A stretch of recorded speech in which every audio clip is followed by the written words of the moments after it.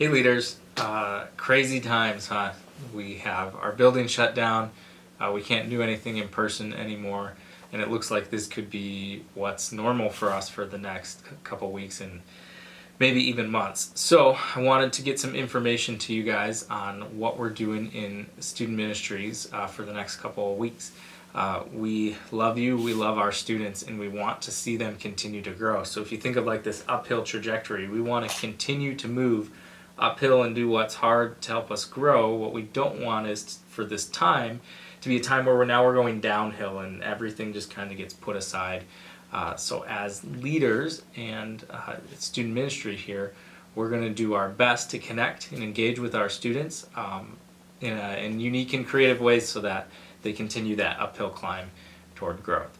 So here's what we're thinking for what we're doing. Typically we've done small groups and large group meeting on the same night, right? We do a large group and we do a small group right after. Well, because of the situation we're in now, we have this opportunity to actually break those two apart and do them separately and differently. So let's take the large group piece. The first thing we're going to do with large group, or the one thing we're going to do with large group, is we're going to start a new Park Hills Youth Live show that's going to be on Wednesday nights at 6:30. So this is using a tool called Zoom, which we'll talk about in a little bit, but we will put on a live show for our students to tune into and watch, something that they can interact with. They can send in calls or texts or things like that, but that'll be every single Wednesday night from 6:30. It'll be about an hour long, so you guys can key in on that as well and watch our live show.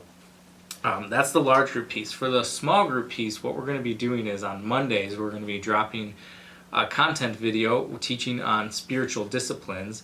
That's going to come out every single Monday, and with that teaching time will be some small group questions. And then so this is where you guys come in as small group leaders. We want you to engage your small group students on the content of that spiritual discipline video. So we're choosing spiritual disciplines because this is a time when kind of all of our disciplines and norms and regulars are gone. So we're going to say, let's continue to be spiritually disciplined.